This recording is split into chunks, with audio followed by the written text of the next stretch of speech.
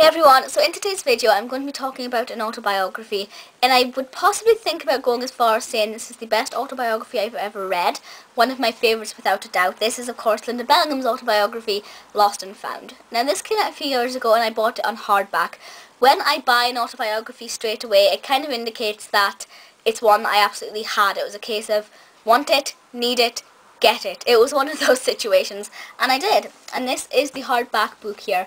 It's very, very lovely. I also like the detail that's gone into the back. You know, sometimes with autobiographies there's just one image on the back, which is nice, that's good. But this one has quite a selection. And there's something about Lynda there which just doesn't look like Lynda to me. It's really weird. You know, it's really lovely.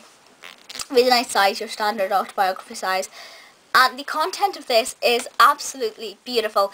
It takes us through Lynda's life from birth to what was then present, which, I mean, you don't miss out much. It was only a couple of years ago.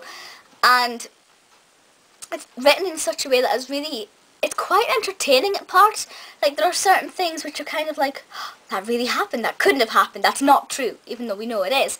And it's like, Lynda writes it in such a way that it makes it sound quite funny, which it's not a funny thing. Now there are, don't get me wrong, there are moments in there where it is really heartfelt and you will shed a couple of tears. It does get quite emotional and quite heavy. But if there are things which are kind of serious but not life-altering serious, Lynda can weave enough humour in there to make it an enjoyable read rather than a depressive read, which I think is the key thing to writing a good autobiography, because there's nothing worse than a sob story which just makes you want to kill yourself. So this is beautiful. She talks about her adoption, she talks about her adoptive family and her birth family to the extent that she can. And she talks about growing up, and she grew up on a farm, which I think is really fascinating because I find farms really interesting places. I wouldn't want to live on one. I'm a city girl, but that sounds a really weird sentence. But I think it's really fascinating, the life of children on farms and how they can still have a really social life despite living on a farm, because farms are generally often stereotypically out in the country, whereas sometimes they aren't. And then she talks about growing up and then deciding what she wants to do with her life. And the thing you'll understand about Lynda is that she's been busy from day one. As soon as she got into the acting industry, it's just been non-stop from her. You know, we're talking like 40 years, 40 plus years. And it's just been non-stop. She's just had job after job after job after job. She's been very fortunate that way, and I mean, she deserves it completely. She's exceedingly talented, and I'm not just sucking up by saying that or anything. She is absolutely brilliant and deserves all the positivity in her life. There are, as I said, a few hiccups in the book which make it a bit upsetting, but it's a nice read because you want to hug Lynda. You don't want to throw the book away. You want to carry on reading and hope that she got through at the other end. And of course, if you know Lynda's present day situation, you'll know that obviously she has done, because no autobiography ends on a low note. They never do. And then we talk about how she met Mr. Spain and what her life is like now, and you can see how it contrasts to, say, 20, 30 years ago, but you can also pick out the similarities. Lynda is absolutely sensational, and this book is written absolutely wonderfully. As I said, that is the hardback book, which you can get for about £10 online. I also have the paperback, which is being out in March. She was doing the book signing tour in March, so it's just a couple of months old.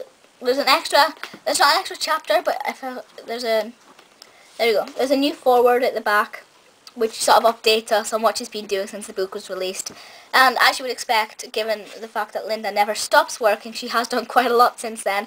There are some lovely, lovely pictures throughout. My favourite one, just because I'm a Calendar Girls addict, I'm not really too sure I can say that this is my favourite picture in the book without sounding a bit weird, but yeah, Calendar Girls picture there, and you've got Loose Women pictures and her Strictly pictures and things, and of course you do have, I'll just show you one picture. I don't want to spoil it for you, but you do have sort of her younger days pictures and things. So it takes us right through her life, and it's written in such a way that it's so easy to just go from start to finish without stopping. I mean, it'd take you all day to do that, but it's so easy to do that because you just don't want to put it down, because it's funny, it's emotional, you get the right balance of everything in there.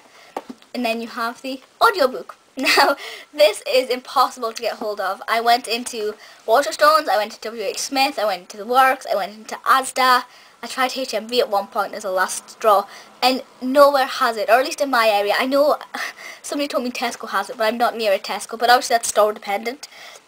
So I ordered it online. This is the unabridged version. This is the full version. And it cost me about £16, 17, 16 from Amazon.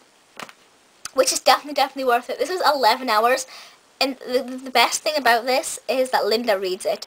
Now, in the world, there are 3 voices which I love. Lynda's is probably the top of those 3 voices. She has my favourite voice out of everybody who ever existed.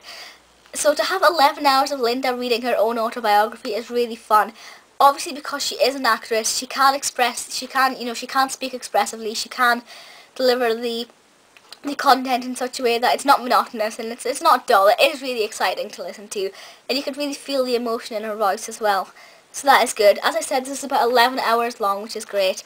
It's laid out in such a way that you have different discs though, which is what I really like, because I kind of worried that I wouldn't be able to put it on my phone, because there's no way I could just sit still and listen to it all. I have to be walking and listen to it. I have to be doing something and listening to it, because I'd just get really restless and annoyed if I was just sitting still.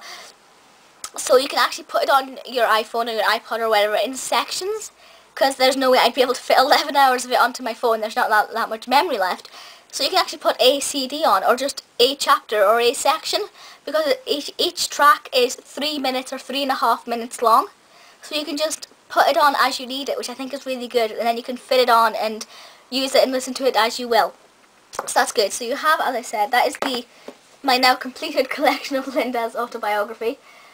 If I had to recommend one, I'd say the hardback, just because I think there's nothing more enjoyable than a hardback autobiography, because it just feels, I don't know, I just like hardback autobiographies. But obviously the paperback is still definitely worth it, and you've got the extra little bit at the end, which is nice. The back of that book is different. Very lovely. But if you struggle to read, or you just prefer audiobooks, or you're an avid Lynda fan and you want them all, I do definitely recommend the audiobook as well. Obviously the abridged version might be a bit cheaper, but I would recommend the unabridged version, because you don't know what you'll be missing out on with the abridged version. Yeah, but please feel free to leave comments on this. If you've read it, please let me know. I'm also curious to know sort of which is your favourite part in the book. There are lots in it that I love, I couldn't possibly choose. But if you have a favourite, let me know. If you haven't read it, go and buy it. Go buy 2 copies, go buy 3 or 4 or 5. Go and buy as many as you can. I did go a bit crazy when this came out, and I ended up with 5 copies because I really wanted Lynda to get into the top 10 paperback chart. I don't know if she did, because I kind of forgot to check. So I hope she did. But if not, oh well. Yeah. But please feel free to leave comments on this or anything else. And that's it for just now. So I'll see you all in my next video. Bye!